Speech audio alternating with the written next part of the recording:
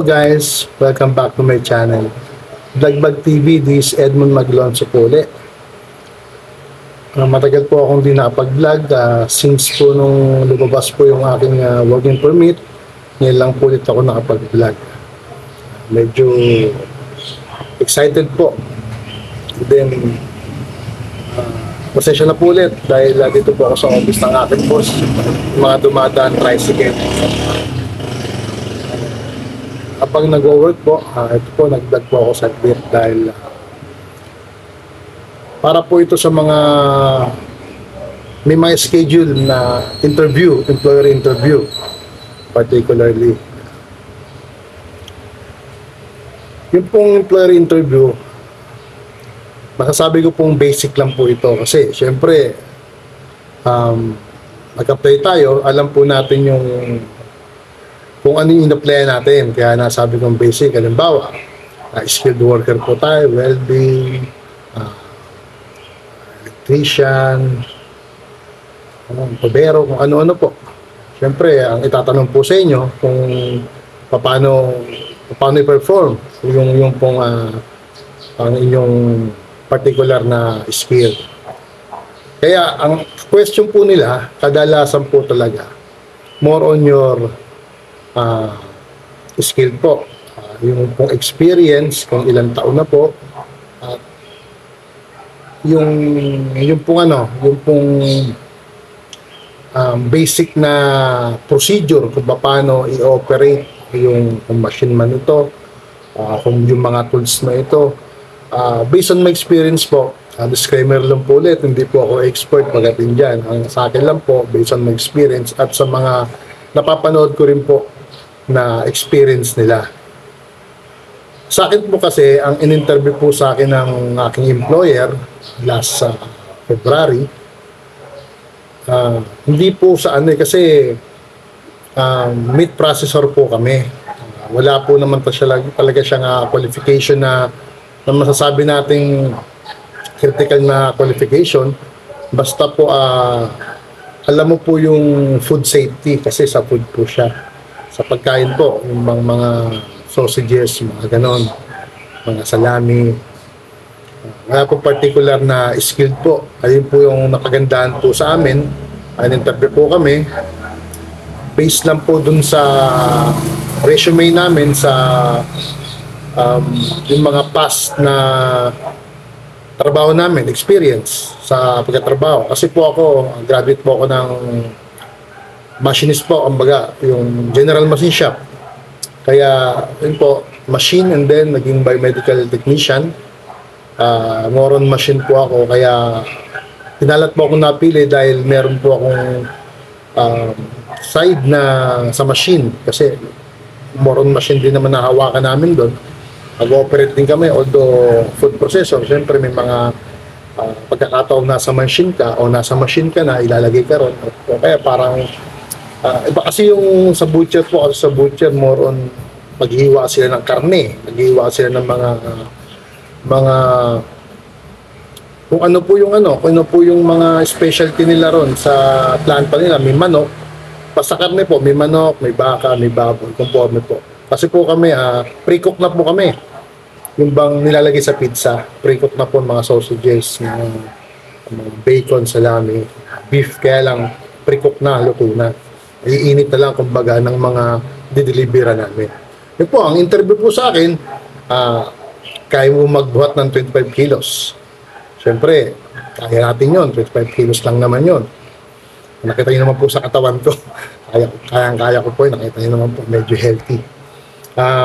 Kaya nyo mo bang yung bang sa lamig, kaya mo bang tumagal sa lamig? Siyempre, mahilig tayo sa lamig, although nasa tropical country tayo, pero pangarap natin bansang malamig kasi galing po ako sa Saudi, medyo may winter din naman po kasi napuntahan ko ron. Boundary ng Jordan, may kalamigan din po, nagne-negative 4. Pero dito po sa bansang Israel na pupuntahan ko, medyo po walang kalamigan kasi Europe po siya. Europe po ang pupuntahan ko. Ayun po, ang tinanong sa akin, yung safety, food safety, alam mo ba, mga basic na gano'n, yung mga PPE, alam po natin yung PPE, di ba? personal protective equipment. Yun po, hindi ako nagkakamali. Kasi, nag-ano rin po ako nag-aaral din po ako ng safety. Paano, alam po natin yan. Meron po ako certificate. Yung pa po, bentahe ko pa po, nakita po nila meron akong safety certificate po. Saka yung high rack. Ito po, yung food safety, siyempre, sabihin natin, apron, boots tayo, pagdating doon sa planta, kung kailangan mag-gloves, kasi ano yan, it depends po yan. Kasi pag sa maghihiwa ka, wala ka naman masyadong, yung iba, hindi naman nag-gloves. Tapos, siyempre, mga conveyor, delikado rin po. And based on my experience, naging machinist po ako, iniwasan po namin mag-gloves kasi yung gloves ko, pwedeng umipit sa machine yung gloves, pwede siya umipit sa machine at makukuha yung kamay mo. Yun po, case-to-case basis po yan. Yun naman pong sinasabi nilang mask, siyempre, mandatory yun kasi may mga balbas yan, baka makamas tayo, iba nga mag-goggles pa.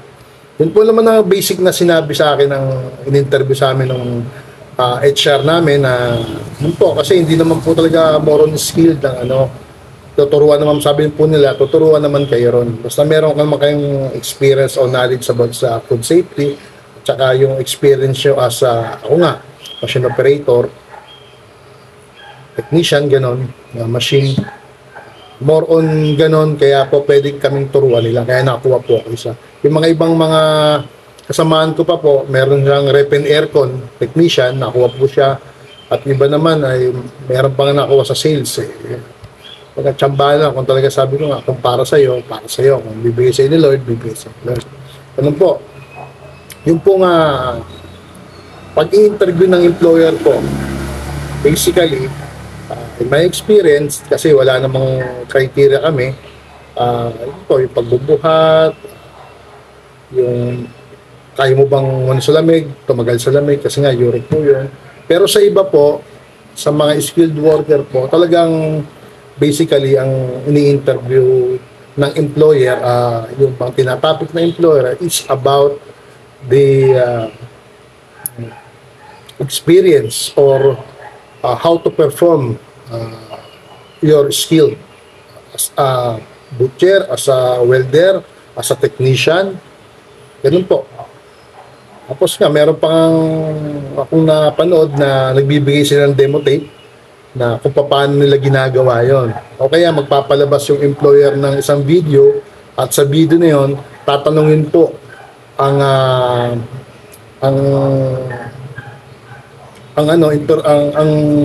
ini-interview na kung paano to, kung alam mo ba yan, kung ano tawag dito.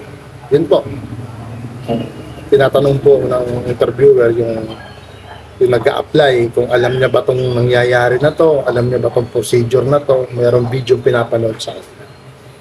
Yun po, yun po masasabi ko sa ating vlog ngayon at habang pinaprocess na po ang aming visa rather, kasi 8 po kami magkakasama. 8 po ng Diyos na maging maayos po itong pagpalis ng aming visa. Maraming pong salamat kung nakapulot po kayo ng konting kaalaman or konting inspiration po. Paki-subscribe po, like and share na po itong video. At abangan nyo pa po ang aking mga video lalabas, pagkuha po ng aking visa, and then pag nandun na po ako, kaloob ng Panginoon Diyos, makapunta na po sa Ireland.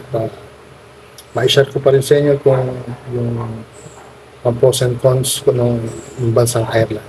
Maraming po salamat at palagi po sinasabi, mangarap po tayo, magplano at tumaksyon. Again po, this is Edmund Maglons po, Vlogbag TV. Mag-ingat po tayo lahat. God bless po and salute.